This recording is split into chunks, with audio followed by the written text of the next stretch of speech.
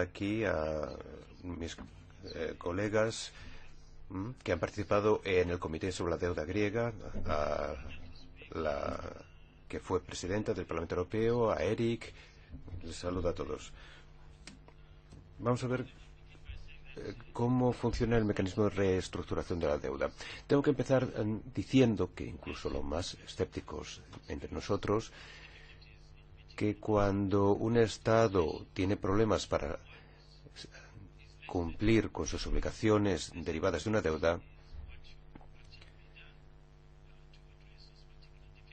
hay diferentes opiniones acerca de cómo hay que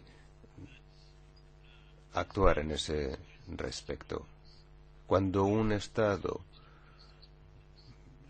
se enfrenta a esos problemas, pues hay que encontrar una forma de abordarlos.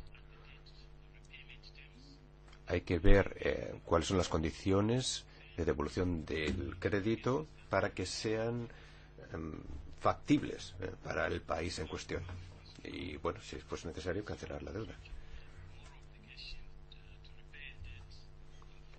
Aparte de la obligación moral de devolver un crédito, hay que reconocer que un Estado puede tener dificultades para cumplir con esa obligación en algunos casos, con lo cual tiene que haber una posibilidad de reestructurar las deudas.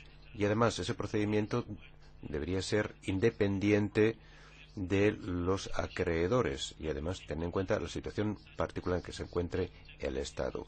Por otro lado, y es algo muy importante, estos procesos tienen que tener en cuenta las consecuencias que puede tener el pago de la deuda para los ciudadanos de esos estados.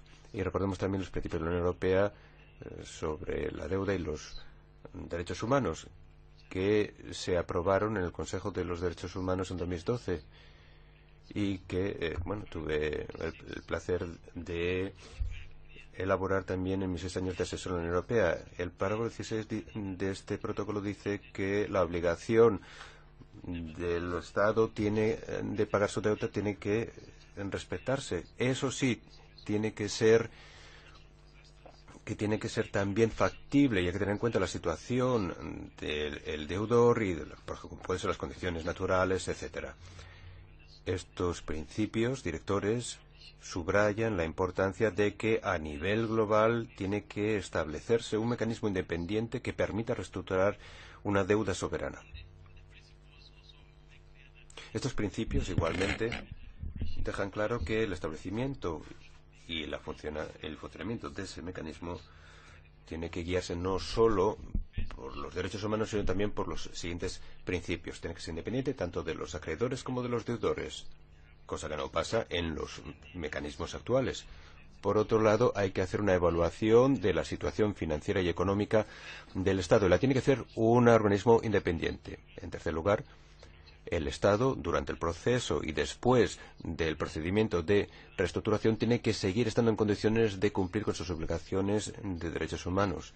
Y, por otro lado, tiene también que atender las necesidades de sus ciudadanos. Y, por otro lado, tiene que ser posible evaluar el carácter dañino o ilegítimo de la deuda, de una posible deuda externa. Estas cosas que acabo de mencionar, bueno, no me lo acabo de inventar yo, es simplemente reiterar lo que ya se recoge a nivel nacional. Normalmente hay leyes que regulan las insolvencias, los concursos de acreedores, que son de aplicación, pues sí, a empresas, pero también a ciudadanos, etcétera. Desde los años 90 del siglo pasado se han hecho diferentes propuestas para que haya un mecanismo internacional que permita la reestructuración de una deuda soberana. Ninguna de estas propuestas se han aplicado en la práctica. El 9 de septiembre de 2014, la Asamblea General de la Unión Europea adoptó una resolución, la 68/034, para establecer un comité específico para elaborar un marco multilateral para la reestructuración de la deuda soberana. Una iniciativa que lideró el grupo de los 77 más China. Todo esto creó una gran expectación. Pero, bueno, por desgracia, se revelaron infundadas en vista de lo que sucedió un año después. Este comité específico de la Asamblea General tuvo dificultades para aplicar su mandato. Los países desarrollados, incluyendo la Unión Europea, no quisieron participar en las reuniones de ese comité, que sinceramente es algo muy desafortunado, y en particular teniendo en cuenta que los procesos de la Unión Europea quieren ser integradores, inclusivos y quieren ser transparentes, cosa que no pasa en otros foros donde se debate la cuestión de la deuda, como puede ser el FMI y el Club de París. Ellos celebran sus reuniones a puerta cerrada. Y además, las actas de estas reuniones no se hacen públicas. A diferencia de ellos, las negociaciones de este comité abrieron sus puertas a la participación de todos. Había diferentes partes interesadas y además en sus sesiones se retransmitían para que todo el mundo lo pusiese. En vista de este boicoteo, el Grupo de 77 hizo concesiones a la hora de establecer simplemente unos principios de reestructuración en vez del marco que originalmente se quería elaborar. Esta concesión, sinceramente, no satisfizo a aquellos países que querían que que las Naciones Unidas tuviese un papel importante en las cuestiones de la deuda soberanía. En septiembre de 2014 se aprobaron una serie de principios básicos que ya ha mencionado mi colega María Lucía, que ha intervenido antes. Lo que es preocupante es que el voto se polarizó. 136 votos a favor, 6 en contra y 44 abstenciones. Los 6 países que votaron en contra fueron los Estados Unidos, Alemania, el Reino Unido, Japón, Canadá e Israel. Es decir, había dos bandos, los países desarrollados y los en vías de desarrollo, podemos decir así. Este resultado tal vez no sea sorprendente porque, de alguna manera, esta distribución de los votos ha venido caracterizando cualquier votación que se ha hecho sobre la cuestión de la deuda soberana.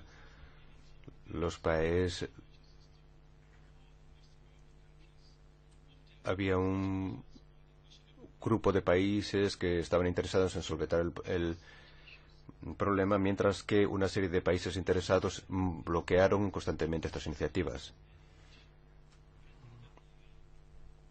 Yo creo que las Naciones Unidas tienen una legitimidad suficiente y además me parece que es un foro lo suficientemente abierto y, como decía, con la legitimidad suficiente para tratar estas cuestiones.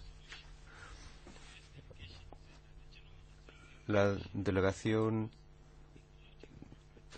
china dijo que la resolución había una serie de fallos y que los principios suponían una cortapisa a las disposiciones conceptuales. Por lo tanto, el mecanismo de reestructuración de deuda crearía incertidumbre en los mercados financieros. ¿Y qué dijeron? Los principios propuestos para la reestructuración de la deuda son problemáticos y, en particular, podía derivarse un derecho para reestructurar una deuda soberana, un derecho que no existe, dicen ellos. Esto podría establecer una serie de quejas y, en función de esto, la delegación americana decía que las Naciones Unidas no serían el foro adecuado para gestionar cualquier reestructuración. La Unión Europea también decía que en esa resolución la resolución tiene una serie de disposiciones que no reflejan la ley internacional vigente o los diferentes tratados. Dice que además no da cabida al estatuto de acreedor especial de las instituciones internacionales. Además dijo que el FMI es la institución adecuada para dar cabida al debate multilateral e internacional sobre estos temas. Es interesante también dar cuenta de que Grecia se abstuvo. Y todos sabemos que Grecia, prácticamente la deuda le está le está ahogando. Se abstuvieron todos los países europeos, con la excepción del Reino Unido, por cierto. La Unión Europea fijó la postura que deberían adoptar sus miembros sin tener en cuenta que algunos de los países de la Unión Europea se beneficiarían de estas medidas. A este respecto, es interesante recordar que hay 6 países de la Unión Europea cuya deuda es superior a su rendimiento económico y hay 16 cuya deuda supera el umbral establecido en el Tratado de Maastricht.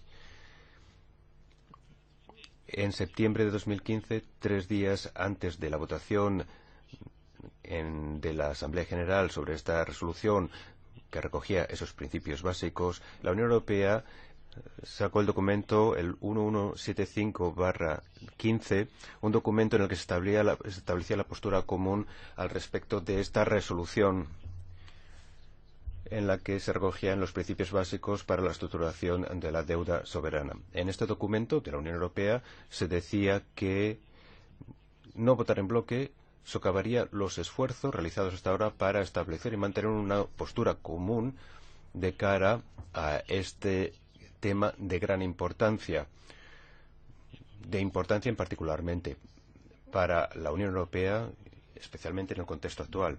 Y es importante que los Estados miembros participen en esa postura común también en el FMI. Esa postura será la base para la coordinación interna y externa. Y esto es lo que decía el documento. La postura de los países desarrollados y en particular también la Unión Europea no es adecuada y hay varias razones para ellos. En primer lugar, no reconoce que las Naciones Unidas tiene 3 objetivos: fomentar los derechos humanos, fomentar el desarrollo a nivel global y fomentar la seguridad y la paz internacional. La deuda soberana no es solo una cuestión que preocupa a los derechos humanos, sino también es una cuestión de desarrollo, en el desarrollo económico, con lo cual las Naciones Unidas son competentes. Por otro lado, el FMI y el Club de París no se puede decir que hayan venido solventando estos problemas de una forma muy satisfactoria y además lo tratan a puerta cerrada. Y todos sabemos cuál ha sido el resultado de sus planteamientos. Grecia es el último ejemplo de los fracasos de las políticas del FMI en todo el mundo. Y por otro lado, estas instancias no tienen la experiencia para tener en cuenta la dimensión de los derechos humanos en sus negociaciones. De hecho, el Club de París ni siquiera está reconocido como organización internacional. ¿Qué legitimidad tiene? Por otro lado, la postura de la Unión Europea no cuadra con cualquier noción básica de democracia. Vean ustedes esta postura que la Unión Europea impuso a sus Estados miembros. Esto va en contra de los principios democráticos que tanto preconiza la Unión Europea. Me gustaría hacer un comentario.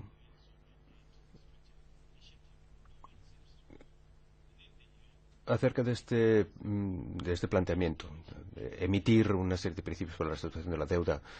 En las Naciones Unidas nadie sabe por qué camino hay que seguir en ello y nadie sabe decirle a los países cómo pueden abordar sus necesidades de reestructuración de una forma justa y sostenible.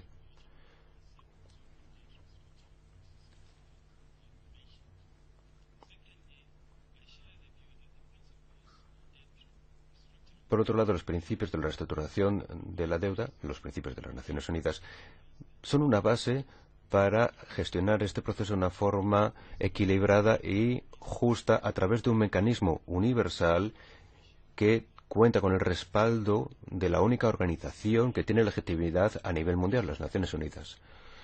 Y dejen que les plantee una pregunta.